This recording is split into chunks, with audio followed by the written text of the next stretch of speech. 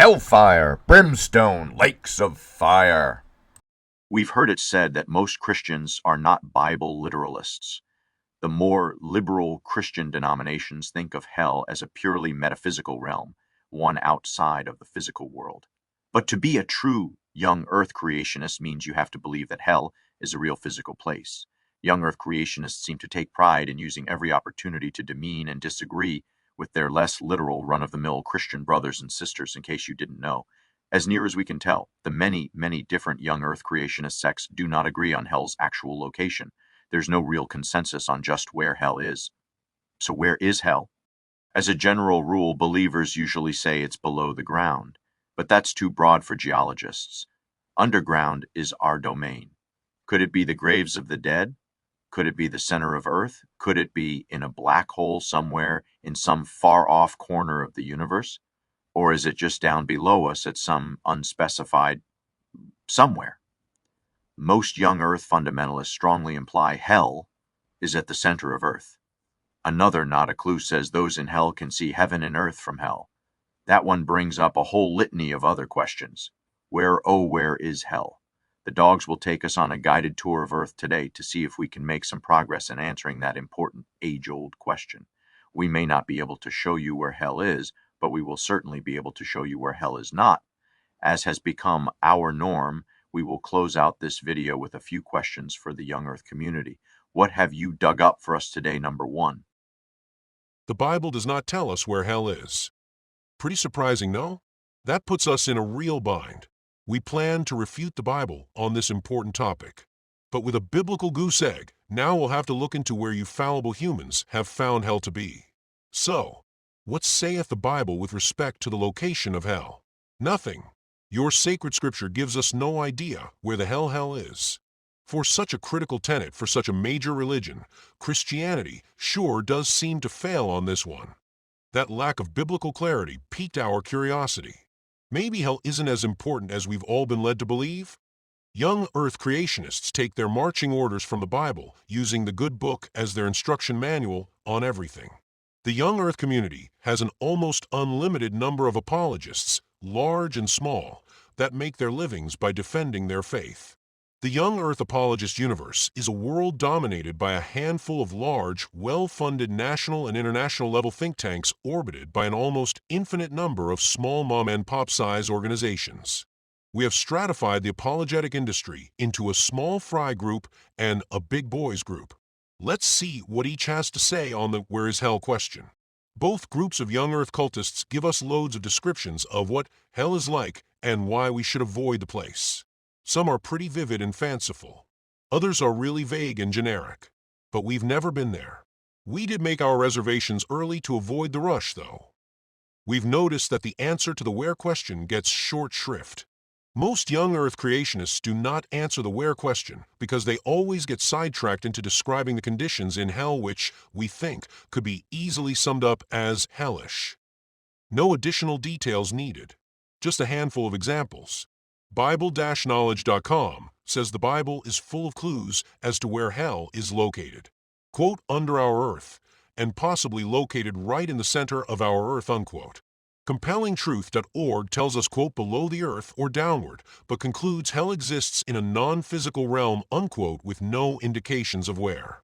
Bible.org actually runs counter to most by stating, quote, actually, the Bible does not tell us where hell is located, unquote. After a long bout of web researching, this was a refreshing change. This passage concludes by saying hell is, quote, somewhere in God's boundless universe, unquote. That certainly narrows it down. BlueLetterBible.org says the Bible is not specific about hell's location, other than their conclusion, quote, in a special place in the universe, or it may be in the old fallen earth, unquote. They don't know. HopeChannel.com and several others reviewed their 3 top picks, Hades, Tartarus, or Gehenna, mixing biblical and Greek mythologies with a couple of real place names. Is that even kosher? Verse-by-verse-ministry.org tells us the Bible says hell is a place in the earth and below us. There are clear indications that, quote, hell is below our feet, unquote, and closes with, quote. Remember, scientists might dispute our biblical view, but in reality, they have no idea what exists in the center of the earth. We've never penetrated more than a few miles into Earth's crust. Based on the Word of God, hell is below our feet, unquote. This is the very common young Earth creationist, no idea what exists down there trope. We will refute this baloney today, but we'll need a few more minutes to get there. The last line from Epignosis Ministries says, quote, just in case anyone was wondering where is hell located, we have irrefutable biblical evidence by the prophets Isaiah, Job, Luke, Ezekiel, by King David, and by Jesus Christ himself, of hell's actual physical location inside the center of the earth, unquote. Pretty common conclusion. We're going to close out the small fry segment with a production by TaylorMarshall.com to demonstrate the typical opinion. Another day, another dose of stupid. By the way, Dr. Taylor's website has almost 2 million followers, so our calling him Small Fry might be incorrect. We'll watch Dr. Marshall for a bit to see what he can make out of it all. Dr. Marshall maintains that hell is a real place under the earth. A few notable quotables will give you the flavor of Dr. Marshall's thoughts. And there is traditions of active volcanoes and souls being seen with the activity of volcanoes. Now, this might sound superstitious or medieval to you. I'm just reporting what they say. But they saw, or someone, the soul of this evil king cast into the volcano of Mount Etna. Apparently, the ancients saw souls of departed people in and around Mount Etna volcano on Sicily. Did Marshall just say, quote, now this might sound superstitious or medieval to you, but I'm just reporting what they said, unquote. There is your daily dose of dietary irony right there. And this view is of Mount Etna, with living humans wandering around. Another interesting story, and I read this one in St. Robert Bellarmine, who's also a doctor of the church. He says that he also believes that hell is inside the earth. But he says that there was a man named Lawrence of Surius in 1537 who said that there was a mountain in Iceland that erupts and the water boils and fire comes out and lava and all these things. And also the inhabitants reported of seeing departed souls there at that volcano as well. His next example, we're off to some unnamed volcano in Iceland. Any souls sighted near volcanoes since 1537, Doc? So there's this idea that's in Gregory the Great. Thomas Aquinas talks about it. Robert Bellarmine talks about it. This man, Lawrence of Surius, talks about it, that volcanoes, with all this fire and magma and all that, are somehow portals or connections where the dead, the departed, are seen. So they're kind of like these, I don't know, I guess portals, gateways. So Marshall thinks that volcanoes are portals where the souls of the departed have been seen. All the church fathers agree that volcanoes are the gateway to hell. In conclusion, I want to say the Bible is correct. The church fathers are correct. St. Thomas Aquinas is correct that the center of the earth is, in fact, where hell is. Marshall just concludes that the center of the earth is, in fact, where hell is. No equivocating there. I'm going to conclude. I know 60% of you said it's another place. Me, I'm going with hell is in the core. It's in the earth. And finally, there it is. Quote, hell is in the core. It's in the earth, unquote. You should have gone with the 60%, Doc. We're going to prove you wrong today. And with that, we can finally conclude our review of Dr. Marshall's video. We watched it all the way through so you won't have to. And we regret that we'll never, ever have that 35 minutes back again. For duty and humanity. We were pretty spent when we reached the end of that video. Dr. Taylor's final quotes seem to be a good place to end the idiocy. We'll clear up his errors and dumb ideas in a minute. We conclude that those few small fry that actually do commit to a location generally claim that hell is at Earth's center. That being established, let's see if the 5 big boys of creationism have the same bad ideas as the small fry. As we found with the small fry, it's difficult to find references to hell's location. Bad Answers in Genesis does seem to think that hell is a real place. IG reminds us that Luke 16:23 says the people in hell can see outside hell to some extent. If, as some say, hell is in some faraway spot in the universe, it must be a whopper of a telescope to see all the way back here. Not surprisingly, AIG gets sidetracked and effectively dodges the where question. This gem from the Institute for Creative Results says that all liars shall have their quote part in the lake which burneth with fire and brimstone from Revelations 21:8 unquote. All liars? Are you Young Earth Creationistas sure it says? All liars? You're sure? We were unable to find anything else regarding hell's location at ICR.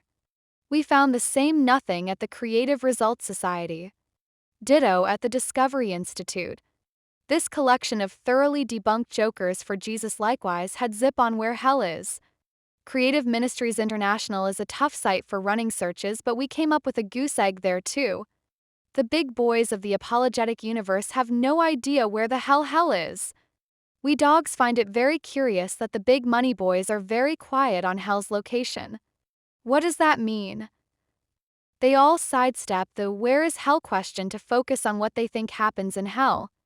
Without a clear set of directions to hell in their Bibles, they are clueless. So, to assist the Young Earth Creationist community, we prepared a traveler's guide to hell. We think this book will help them on their journeys through life. Now available at fine bookstores everywhere. Seems all the various Young Earth cults have their own thoughts on hell's location with no apparent consensus. For such an important topic, the New Testament and church leaders are eerily quiet on where exactly hell is. Please leave us a note in the comments section below if we got this wrong or if we missed something. We did make a reasonable search, but it was not an exhaustive one. Remember, we're dogs. Did you know that we have shorter attention spans than you humans? Every so often, at many places around the world, Earth's crust cracks and breaks. We call these earthquakes. Earth's crust fractures along a fault, a crack in Earth's crust. The rocks on opposite sides of the fault move relative to each other. The rupturing generates vibrations that propagate outward from the fault surface and pass through Earth. We call those vibrations seismic waves, and those waves are the energy that was released during the rupturing. The focus, or hypocenter, is the origin of the earthquake and the origin point for the seismic waves. Our media mavens usually report about an earthquake's epicenter. That's the location on Earth's surface directly above the focus. Seismologists established a worldwide network of seismic stations to record the seismic waves, and that's how geologists and earthquake engineers determine the epicenters and the magnitudes. Those stations are everywhere. The locations of the seismographs and the time the seismic waves take to travel to the seismographs give us the critical information about the rocks through which the seismic waves have passed. Geologists have studied the patterns and velocities of the seismic waves generated by earthquakes and have used that data to map Earth's interior structure. Without seismic waves, we probably wouldn't know much about Earth's insides. This topic is above our pay grades, so we invited special guests to help us today. Come on out here, Rocky. Rocky is our resident rock mechanic. He's going to tell us a few things about seismic waves and the behavior of rock. Thanks for the intro, number one. You're looking paler than I remember, Rocky. Everything okay? I'm fine. My human wants me to make up some story about how working underground a lot has coated me with rock dust, or I'm pale from lack of sunlight because I'm underground so much. But truth is he just got the lighting wrong. Ah, yes. We know you're human, and he is not the brightest bulb on the tree. If you know what I mean. Heard that. Everybody back to work. Grouch. So, each earthquake generates its own vibrations that travel through and around Earth. We can also generate seismic waves from explosions, especially those of the nuclear kind. Seismic waves pass through Earth's layers and are strongly refracted at the primary boundaries where there are rock types with different mechanical properties. The travel times of the earthquake waves from the moment they were generated until they arrive at the seismograph stations are controlled by the physical and mechanical properties of the rocks through which the seismic waves pass. At shallower depths, seismic reflection is a critical tool in seismic prospecting for petroleum. At Earth's surface, seismic refraction is an important tool for defining the bedrock surface for engineers. Geologists use both the reflection and refraction techniques for studying Earth's deeper substructure. Awesome video by what used to be called IRIS but is now EarthScope Consortium. Check this out. There is a whole family of seismic waves with different motions and different names. You can see they all have their own specific motions as they travel through the crust and deeper. Each earthquake generates its own set of seismic waves. For our mapping Earth's interior today, we only need to think about the seismic body waves. Those travel through Earth's body and not along Earth's surface. You can see there are two kinds of body waves, P waves and S waves. These two types of body waves propagate through Earth's layers differently. Geologists use those different motions and speeds to map out Earth's interior. Let's talk about the body waves separately. P waves propagate as pressure waves that alternately compress and stretch the rock, pushing and pulling in the direction that the waves travel. P waves are the faster of the two body waves. P waves can pass through liquids and solids. The angles of refraction at major interfaces depends on the rocks on both sides of the boundary. S waves propagate as a swaying motion from side to side perpendicular to the direction these waves travel. S waves are slower than P waves. As with the P waves, the angles of refraction at major interfaces depend on the rocks on both sides of the boundary. You can see from this chart and table that we know a lot about the P and S waves. There is another really critical difference between P and S waves that really interests us today. S waves pass through solids but cannot pass through fluids. Fluids can't be sheared, right? P and S waves refract as they pass through interfaces between rocks with different mechanical properties. The wave velocity changes, speeding up or slowing down, depending largely on the density difference between the two materials across the interface. We can use that refraction to show the depths to those boundaries. When an earthquake or a large explosion occurs, all, or as we'll soon see, most, of the global seismic stations record the motions caused by the P and S waves as each of them reaches each recording station. The seismograms are the raw data used in mapping Earth's substructure. Seismograms of a very recent earthquake are up on the screen. For each earthquake, seismologists read the arrival times right off the seismograms as the P and S waves reach each individual station. The seismograms for all the different earthquakes during the past many decades clearly show the arrival times of the P and S waves as measured outward from the earthquake's focus. All the many measurements and calculations demonstrate that the seismic wave speeds, the mechanical properties of the layers, and the depths to the major boundaries, are all consistent. The measurements have been absolutely repeated many times. And the results are the same every time. Because the wave velocities and the angles of refraction at Earth's major interior interfaces have been measured to be consistent with many earthquakes over time, we can safely say that each of Earth's individual layers are fairly homogeneous. Reviewing the seismic data, geophysicists discovered there were areas away from earthquake foci, where the P or S wave arrivals did not arrive at the predicted times. The areas where the body waves do not appear as predicted are called shadow zones. Remember that body waves are refracted at the interfaces between materials with differing mechanical properties. The shadow zones indicate that there are important boundaries deep inside Earth where the material properties change enough to deflect the seismic wave paths. Geologists have used seismic data to determine how deep these major interfaces are. Where are those shadow zones? The shadow knows. Each earthquake has its own shadow zones. The two body waves act differently and have their own shadow zones.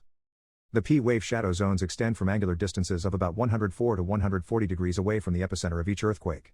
P waves reappear beyond 140 degrees. S wave shadow zones start at about 103 degrees out from the epicenter. But unlike their P wave cousins, the S waves do not reappear, they just stop.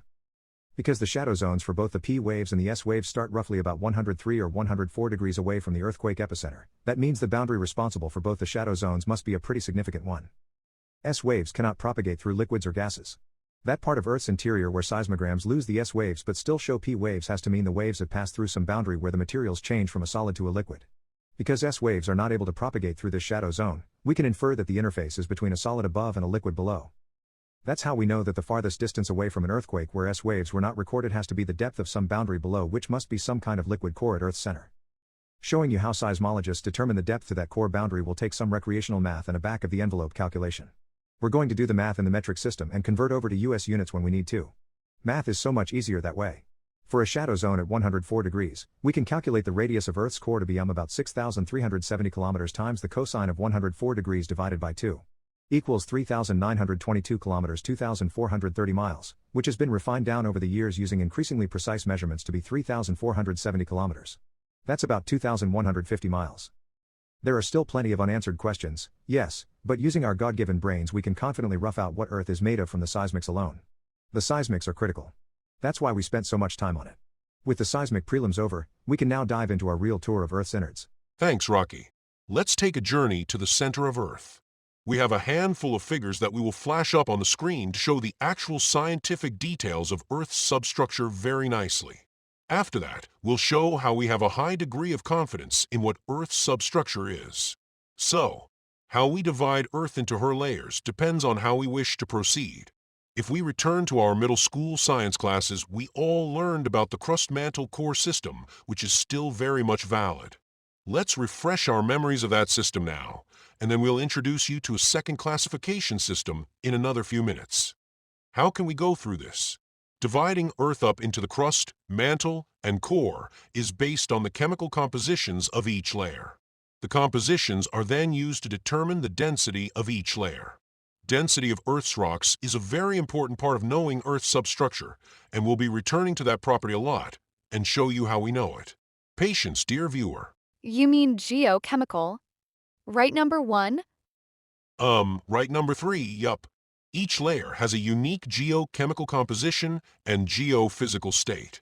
You'll have to forgive us. Geologists like to append the prefix geo in front of anything that's not nailed down. Appreciate the clarifier. How do we know that these separate layers exist? Well, not from direct visual observations. You're kidding, right? You know how far down that is, and how hot. And not from drill holes. The deepest we've drilled is 7.6 miles deep, 40,230 feet, or 12.2 kilometers at the Kola Super Deep Borehole in the old Soviet Union, drilled before the communists ran out of dough and interest, but that's another topic for another day. For now, just assume that we know what we're talking about, and we'll circle back and show you how we know what we know in a few minutes. The crust. Fortunately, it's solid and rigid. Imagine if it were otherwise.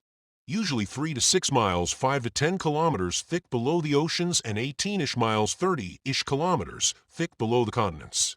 Much thicker below mountain ranges, up to 40 miles, 70 kilometers. Geologists have mapped the bedrock at Earth's surface, so we know the crust is composed of rocks of 2 general chemical compositions: lighter-colored, less dense granite-like rocks with felsic geochemical compositions, and darker-colored, denser rocks like basalt and gabbro. We say these rocks have a mafic geochemical composition. The crust of the continents is chiefly felsic rocks. Oceanic crust is chiefly of mafic composition. There's plenty of mixing between these 2 general types all over the place. This is a fact from direct observations and not an inference. Remember those seismic waves? Geologists have measured the velocities in the field and in the laboratory, so we know the P-wave velocity of the granitic continental crust is greater than P-wave velocity of the basaltic oceanic crust. From that we can see that these 2 different rock types comprise the crust. We can and have measured the density of both rock types. Granitic crust, like we see on the continents, has a density of about 2.6 grams per cubic centimeter. Around 3.0 grams per cubic centimeter for basaltic ocean crust. Temperatures of the crust are in the 200 to 1,000 degrees Celsius range. That would be 360 to 1,832 degrees Fahrenheit for you non-scientists and American viewers. Or are those redundant terms? We know the temps because it's been measured in mines and deep boreholes. Those are direct measurements in the shallow parts of the crust. The bottom of the crust is a boundary known as the Mohorovičić discontinuity. You can see why we shorten that to MOHO. The MOHO is on average between 18 to 25 miles, 30 and 40 kilometers down beneath most of the continental crust, and between 3 and 6 miles, that's between 5 and 10 kilometers, beneath the oceanic crust. Deeper down where the crust is thicker, of course. Below the MOHO is our next layer, the mantle, which we think is something like 1,800 miles, 2,900 kilometers thick, and directly below the MOHO. The P-wave velocity of the mantle is faster than the P-wave velocity of the continental crust and the P-wave velocity of the oceanic crust, so the mantle has to be composed of a different rock type than the crustal felsic and mafic rocks. Because P and S waves both pass through the mantle, we know the mantle is solid. Mantle is heavier than the crust. The P and S wave speeds allow us to calculate the density of the mantle. Average density of the whole mantle is about 5.5 grams per cubic centimeter. Density at shallow mantle levels is around 3.3 grams per cubic centimeter, and that increases towards 5.7 grams per cubic centimeter at the bottom of the mantle. Based on the P-wave speeds and the calculated density, we're pretty sure the mantle is composed mostly of ultramafic silicate rocks like peridotite. The mantle is divided into an upper mantle and a lower mantle. Both mantle zones have about the same geochemical composition as mafic silicate minerals, peridotite in the upper mantle and perovskite and ferropericlase down deeper. Same geochemical composition, but different minerals, crystal structures that are stable at those higher temps and pressures at the deeper depths. See how temperatures increase as we go deeper into the mantle.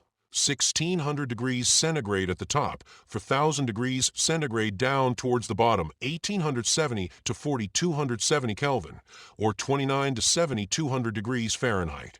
Those higher temperatures in the deeper mantle make the lower mantle behave differently from the upper mantle. The lower mantle can flow in a plastic manner, like silly putty. That's why it's divided into two distinct layers. What are those Ks doing up there? Ah, yes. K stands for temperature as measured in Kelvin, number 2. Kelvin? Who's that? Not really a who number 2, but a what? When talking about really high or really low temps, geologists switch over and use the Kelvin temperature scale, easily converted back and forth between the three measurement systems as you can see here. It's going to get messy in our script, but we'll be talking about temps in all three scales as we move along today. So, the bottom of the mantle is a distinct boundary that has been imaginatively named the core mantle boundary, which we acronymize into CMB. Sometimes we call the CMB the Gutenberg discontinuity after Bino Gutenberg, who first discovered it by evaluating seismic records. And down we go to Earth's core. That's where the real heat is. Before we go too far in, the core is a sphere. So just for fun, let's compare the size of our core to the Moon and some other planets. Earth's radius is about 4,000 miles, 6,400 kilometers. Our diameter is double those numbers, or about 8,000 miles, 12,800 kilometers. Radius of Earth's core is about 2,100 miles, 34 or 3,500 kilometers. Earth's core is more than half of Earth's diameter. Our core's diameter is 4,300 miles, 6,900 kilometers. Earth's core alone is bigger than the Moon, Mercury, and Mars. That's good to know, right? Let's look into the core a little more. The outer core is thought to be liquid because S waves do not penetrate it, but P waves do. The seismics also show us there's a clear boundary. The core is a two-parter divided into an outer core and an inner core. The outer core is around 1,350 miles, 2,200 kilometers thick. From the seismic wave velocities, we can calculate the outer core's density to be 10 to 12 grams per cubic centimeter. The outer core is thought to be about 80% iron, 15% nickel, and 5% lighter elements like sulfur, oxygen, maybe carbon, all in a molten liquid state. The outer core is the hottest place on or in Earth.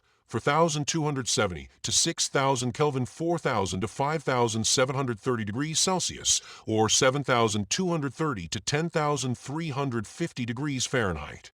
The outer core is liquid and is critical to our survival here on Earth's surface. We're pretty sure that's where Earth's magnetic field is generated. We'll clarify that in an upcoming video that's now in progress. So many Earth topics, so little time. The seismic waves indicate that the outer core is relatively homogeneous, so it must be well mixed, probably due to convection currents. For comparison purposes, the temperatures in the whole core are way higher than iron's melting point, which is 1,811 Kelvin, 1,538 degrees centigrade, 2,800 degrees Fahrenheit at Earth's surface. So you can see that the core's temperature is much higher than the melting point of iron. Put a pin in that thought, and we'll circle back around and see why that's important in a little bit. The Lehman discontinuity is based on the seismics. Again, it's the seismics. Crossing through the Lehman discontinuity brings us down to the inner core. The inner core has a radius of something like 775 miles, 1,250 kilometers. The density is about 12 to 13 grams per cubic centimeter. Remember that the density of solid iron at Earth's surface is 7.8 grams per cubic centimeter, and the density of water is 1 gram per cubic centimeter, so the inner core is really dense stuff. Inner core is thought to be iron crystals in a dense, hexagonal, close-packed structure forced into that arrangement by the very high pressure that we think is down there. Speaking of pressure, conventional geologists think the pressures in the inner core are about 3,600,000 atmospheres, that's 3,600 kilobars, 53 million psi, or 365 gigapascals for our Canadian viewer. Remember that at sea level on Earth's surface the air pressure is 1 atmosphere. That's 1 bar, 100 kilopascals. The inner core is the true global hot spot, a nice, balmy 5,570 Kelvin, 5,300 degrees centigrade, or 9,600 degrees Fahrenheit. To compare, astronomers have determined that the sun's surface temperature is 5,800 Kelvin, almost 10,000 degrees Fahrenheit, 5,500 degrees Celsius. Our core is as hot as the surface of the sun. Holy moly coly! The inner core transmits P waves at very low velocities. So geologists can infer that the inner core is probably a solid close to its melting point or is partially molten. One sidebar to close out this section. One young Earth cultist is convinced that Scripture tells him Earth's core is composed of water. That would be one. Dr. Russell Humphreys. In the first installment of a 3-part series from way back in 1978, and we were unable to find the second and third parts, he declares, quote, the outer core consists of water under great pressure and at a higher temperature, over 4 million bars and greater than several thousand degrees centigrade, unquote, in a supercritical condition. Wacky idea. Maybe, but our viewers deserve to know how we know Humphreys was, and still is, wrong. A quick definition to lead us off. Supercritical condition is a term from the mechanical engineering world. All substances have a critical point beyond which the temperatures are so high that no pressure will be high enough to compress it enough to keep it in its liquid phase. Supercritical fluids are those at pressures and temps above the critical point. For water, the critical point is around 373 degrees centigrade, 700 degrees Fahrenheit, 646 Kelvin, and 220 bars, 218 atmospheres, 3,210 pounds per square inch, or 22 megapascals. Water does exist at conditions above its critical point and is called supercritical water. Its mechanical properties are in between those of liquid water and water vapor. Those conditions exist in nature, at black smoke vents on mid-ocean ridges, for example. And they can be recreated in the laboratory. And supercritical water can be generated and used in industrial applications. So supercritical conditions do exist on Earth. Dr. Humphreys' proposed pressure and temperature conditions agree with those that conventional geologists think are in the inner core. We think that 3,600 kilobars and 5,300 degrees Celsius are reasonable. But note that we were not able to confirm that water can even exist under Dr. Humphreys' proposed very supercritical conditions. The seismic information we've already presented today refutes Dr. Humphreys' supercritical water hypothesis. And there will be more no water in the core information to follow. Sorry, Doc. The only nonfiction in your paper is your use of the term supercritical. But don't feel bad. In your honor, we've decided to now christen your pressure and temperature state with the term super duper critical conditions. Congratulations from all of us here at Geoapologetics Ministry. Humphreys then asks himself, how well does his hypothesis fit in with the known experimental data about Earth's interior? We here report the answer. Not at all. Not at all. Is there a less than not at all? Not at all. Not even close. Maybe that's why there were not parts 2 and 3? We were not able to find additional research on this topic since 1978's Part 1. The Bible is not a science book. book. Remember that second Earth structure classification system number 1 mentioned a few minutes ago? This second one is based on the geomechanical properties of the layer's materials and not so much on geochemical composition. The crust and the uppermost part of the mantle comprise the lithosphere, which is Earth's hard, rigid outer rocky shell. Geomechanical? That's the word that describes how materials behave. Number 2. With geo tacked onto the front to show we're looking specifically at how Earth materials, rocks and minerals, behave. The chief geomechanical property is flowability of the rock. When subjected to small stresses, the minerals that form the rocks in the lithosphere deform by small changes in their crystal shapes. This is called elastic deformation because the shape returns to its original shape after the stress is removed. The stress doesn't cause permanent deformation. The crystals stretch and shrink a bit. Too much of the stress over a fast time frame and the rock will break. Instead of stretching more, it will rupture. But rock deformation also depends on the time over which rock is subjected to a stress. Long-lasting stress can cause hard rock to slowly deform, not by breaking but by flowing like a very viscous fluid. This is known as plastic flow, and we say the rock is ductile. Rock that has flowed has undergone permanent deformation. So in thinking about rocks and how they deform, we have to account for temperature, pressure, and time. As we go deeper into Earth, the rocks change from being elastic to being brittle to being ductile at the brittle-ductile boundary, which we can see is around 10 miles 15 kilometers down. Over short time intervals, such as during the quick passage of seismic waves, the mantle behaves like an elastic solid. There's no permanent deformation. Over long periods of time, however, the mantle deforms by flowing like a very viscous liquid. That's plastic deformation, and the flowing takes place very slowly. Analysis of seismic waves from earthquakes and nuclear weapons testing has indicated that there are discontinuities inside Earth that we can use to divide Earth into zones with different geomechanical properties as easily as we just divided the planet up by geochemical composition. And just so you know, we will use the words discontinuities, boundaries, and interfaces interchangeably as synonyms. As you can see from the diagram up on the screen, there are some well-defined boundaries between Earth's layers that we have identified by analyzing the seismics. The geomechanical boundaries don't really correspond to the geochemical boundaries except at the core mantle boundary. So the rocks in the lithosphere are rigid and brittle. The lithosphere includes the crust and a thin zone of the upper part of the mantle, which with a total lack of imagination we call the lithospheric mantle. The lithosphere is around 250 miles 410 kilometers thick. Rocks at these shallow depths are rigid and brittle and don't flow. When rocks in the lithosphere get overstressed they break, they fail by fracturing and not by flowing. That's what an earthquake is. Going deeper, the next 95 miles 150 kilometers below the lithosphere is the asthenosphere. Seismic waves slow down as they pass through that material. The rigid lithosphere sits on top of the asthenosphere. The asthenosphere is hot enough to melt the rocks, but the rocks don't melt because the pressures are high enough to keep everything solid. The asthenosphere rock is hot, plastic, and flowable. Earth continues to heat up as we go deeper. The temperature is around 1280 degrees Celsius 2300 degrees Fahrenheit, 1500 Kelvin at the lithosphere-asthenosphere boundary. At these higher temperatures, the rocks are soft enough to flow but are not molten. The asthenosphere is denser than the crust, about 3.3 grams per cubic centimeter. There is also a transition zone that you can see in there, about 250 to 410 miles 410 to 660 kilometers down. This transition is probably from mineral phase transitions that involve progressively denser atomic packing for the minerals. Same geochemistry. Same minerals. Just a denser crystal arrangement. Below the asthenosphere is the mesosphere or lower mantle. We don't see the term mesosphere used universally like we do the other geomechanical terms. Not sure why, but lower mantle seems to be the preference now. The lower mantle extends down from 410 miles 660 kilometers to the core mantle boundary at about 1800 miles 2900 kilometers. The density of the lower mantle increases from 3 point something at the asthenosphere lower mantle boundary to around 5.7 grams per cubic centimeter at the core mantle boundary. The geomechanical properties and composition of Earth's deep interior change abruptly at the boundary between the solid silicate rocks of the mantle and the liquid core, depth of about 1800 miles, or 2900 kilometers, the core mantle boundary. Through the seismics we know the outer core behaves like a liquid and the inner core behaves like a solid. We went over the core details already, so we don't have anything else to add to our geomechanical discussion here.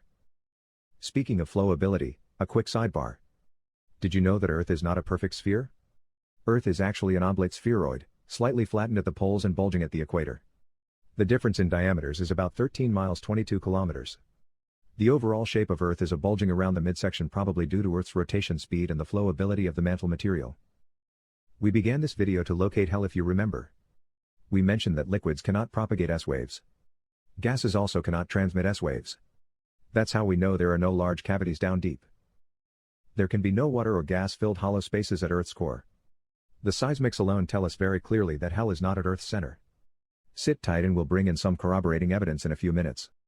The seismics only gives us the velocity of seismic waves and a good profile of Mother Earth and her geomechanical properties. To take things to the next level down, we have to combine the seismics with other information and data adjusted for the high pressures and temperatures that we find down deep for us to infer Earth's composition. We can calculate several other important deep Earth facts using some more recreational math. Dogs do not fear math. Several important properties of Earth can be calculated using what we have known for centuries. Earth has a volume, a mass, and an overall bulk density that geologists have been able to use to determine much more about Earth. The Greeks knew Earth was a sphere. Pythagoras postulated it around 500 BCE and Aristotle validated that around 330 BCE. Earth is not a flat disk.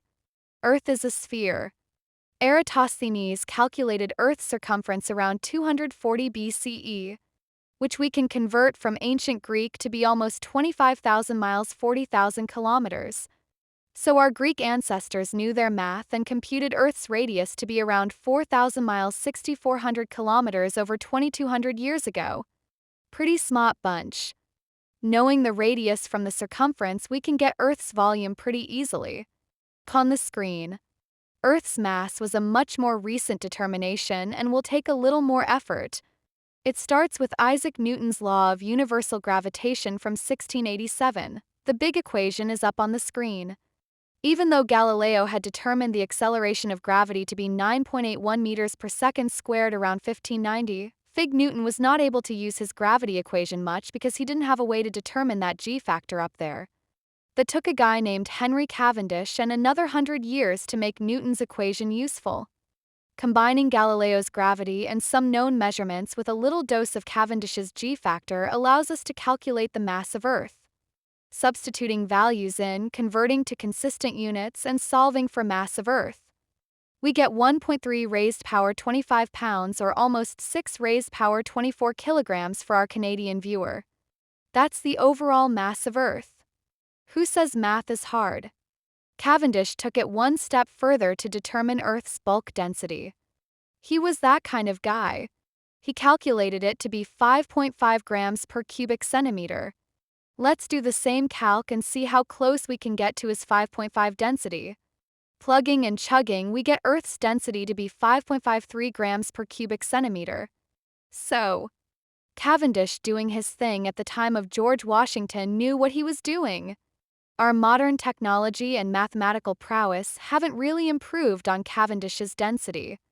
Thanks to Cavendish, we know Earth's overall density is 5.5 grams per cubic centimeter. This is important. Earth's bulk density is much higher than the surface rock's 2.6 to 3.1 grams per cubic centimeter, and indicates that the mantle and core are much denser than the crust and therefore composed of different materials. When mapping Earth's insides, we have to rely really heavily on the seismic waves. Seismic wave velocity is the only physical parameter that we can determine from up here on Earth's surface to see its variation with depth.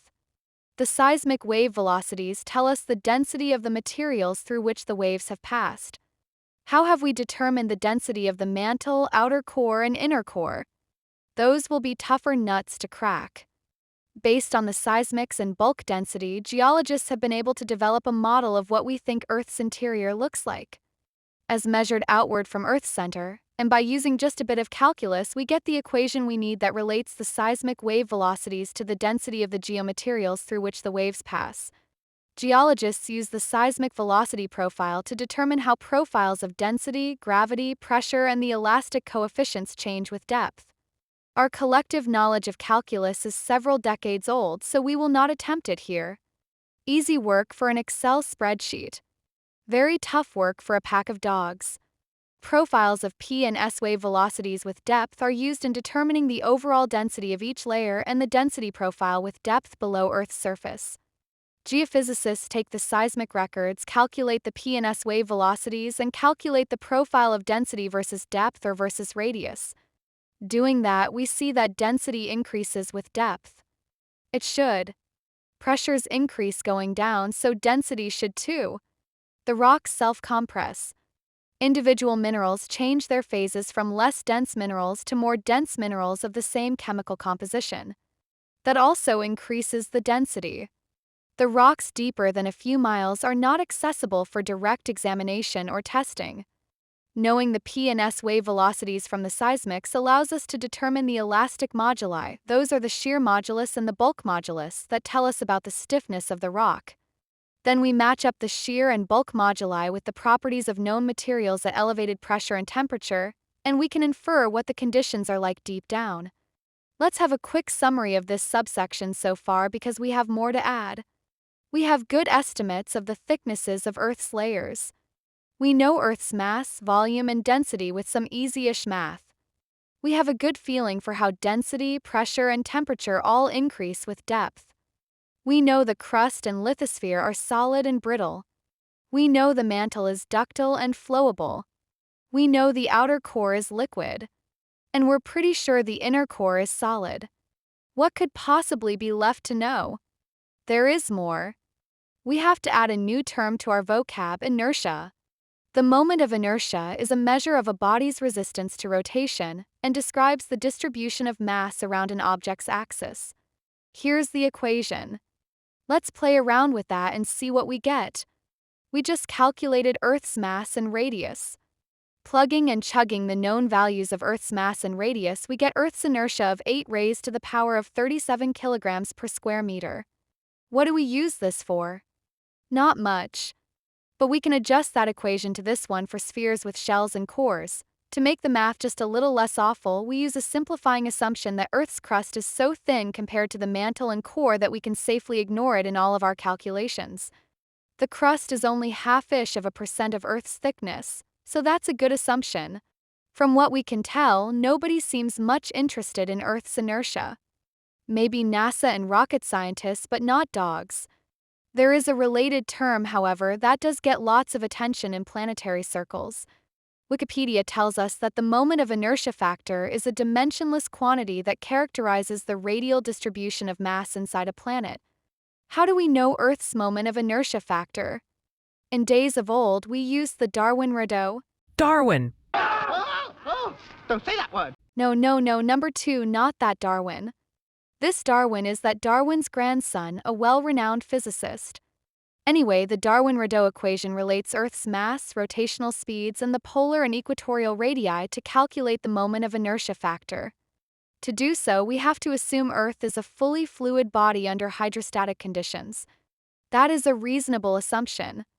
For a planetary body, the moment of inertia factor is a number between 0 and 0.67 that represents the distribution of mass in a spherical body. Here's how we use the moment of inertia factor.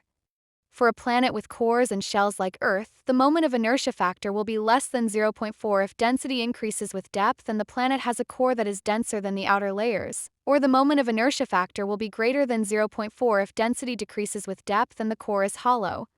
That's what we really want to know. That's what young Earth creationists really do not want to know. Measurements of Earth's precession and obliquity only began in the late 19th century when Simon Newcomb first determined values of precession. Earth's moment of inertia factor is equal to Earth's inertia divided by mass times radius squared, which Newcomb calculated out to be 0.33. More recent astronomical observations and measurements of Earth's gravity confirm that Earth's moment of inertia factor is indeed 0.33. So, Earth's moment of inertia factor is less than 0.4. That tells us that Earth's density increases with depth and we have a core that is denser than its outer layers. Simple as that. There are limiting factors. Course there are. The density distribution must equal Earth's known bulk density of 5.5 grams per cubic centimeter, and the core has to consist of enough heavy elements to average out Earth's bulk density. Here's why inertia is so important. A sphere of Earth's mass and radius with a uniform density would have a moment of inertia factor of 0.4. Earth's moment of inertia factor is 0.33. That means Earth is not a homogeneous body with a uniform density throughout, that Earth is made up of layers. That 0.33 is how we know the material that comprises the core is denser than the material that makes up the mantle. This is how we know Earth is not hollow because the moment of inertia factor is less than 0.4 and not even close to 0.67. Inertia all by itself tells us there are no large open cavities in Earth. Inertia tells us that Earth does not have a hollow core that could be hell. That's just the math. We realize these are hard truths for you young Earth creationists. You can't handle the truth! These calcs also show us that Earth's core is most assuredly not water. Water is much less dense than rock or iron, even under super-duper critical conditions. So inertia tells us the core has to be composed of something denser than water. Sorry, Dr. Humphreys, you were just plain wrong. Geologists knew all this in 1978 when Humphreys wrote his super-duper critical water paper. He chose to ignore the known science. We just determined very clearly that hell cannot possibly be at Earth's center. Case closed. Inertia verifies what we had already determined through the seismics. That's called corroboration between methods. How's that for science and human ingenuity? We also get a bonus from inertia. We would calculate a moment of inertia factor of 0.5 if Earth were a flat disk. So inertia also tells us that Earth is not flat. Bonus!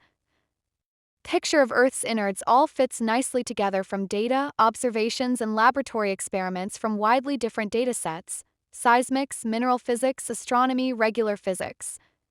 Remember that popular Young Earth Creationist trope from way back at the beginning of this video when we heard Young Earth fundamentalists say scientists have no idea what exists in the center of the Earth because we've never been there? We know to a high degree of confidence what is down there.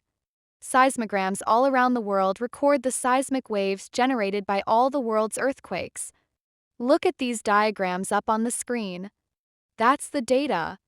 The seismograms all show roughly the same depths to the boundaries, thicknesses of the layers, and geomechanical properties of the rocks and minerals. That's how we know the substructure of Earth without an in-person visit. There are no conflicts or biases based on worldviews or uniformitarian thinking at work here. It's all there clearly in the data and the calculations. You see? Science is testable. Every earthquake generates seismic waves. Every new set of seismic data confirms the internal structure of Earth. Tests being conducted are the continuing, consistent, confirmatory measurements of the seismic waves. There are no reputable geologists who dispute the internal structure of Earth. Even most of your own Bible geologists agree. Postscript scientific theories change as new data are acquired and scientists develop new techniques to collect and analyze data. Scientific models of Earth will continue to evolve. Over time, as new technology provides more and better information about Earth's substructure. Remember, science advances. Religion reverses. Funny thing about science, research into Earth's structure goes on. Conventional geologists make new findings that challenge our views and our opinions all the time. Just earlier this year, we learned that Earth's inner core might have an inner core that we didn't know about. Other recent research discovered a hitherto unknown mineral phase transition within the D double prime layer at the core mantle boundary. There is still very much to learn about our dynamic planet Earth, isn't there? Conventional geologists are perfectly comfy with continuing education. Bible geologists? Not at all. There are many false prophets in the young Earth creationist world who feed false information to their flocks to keep them indoctrinated and controllable. Question your pastors and interweb Bible geologists. Our thanks be to God for making Earth understandable to we mere mortal humans and canines. What questions do you have for the young Earth enthusiast today, number 2? The big board says, number 1, why did God make the different layers as he did, their depths and thicknesses? Number 2, why did God make Earth its size and shape? If he had made Earth bigger, we'd have more room for all our stuff. Number 3, what's the purpose for including the inner core? What is his reason for the 2-part core? Number 4, the Bible seems to imply Earth is a flat circular disk and not a sphere. The ancient Greeks knew Earth was a sphere in the 3rd century BCE. Why did God allow the ancients to think Earth was flat until he let the Greeks figure it out? Was Pony Express extra slow at spreading the news that millennium? Why did God allow his favored people, the Israelites, to get that so wrong under his watchful gaze? Number 5, why are church leaders unable to agree on such an important topic as the location of hell? They keep getting it so terribly wrong. Number 6, Earth is an oblate spheroid, slightly flattened at the poles and bulging at the equator. The difference in diameters is about 26 miles, 44 kilometers. Why is God's perfect Earth not a perfect sphere? There is no hell on Earth.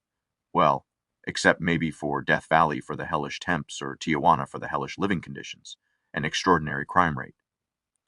The seismic studies, confirmed with the inertia calculations, clearly show us that there is just no room for hell at the center of Earth.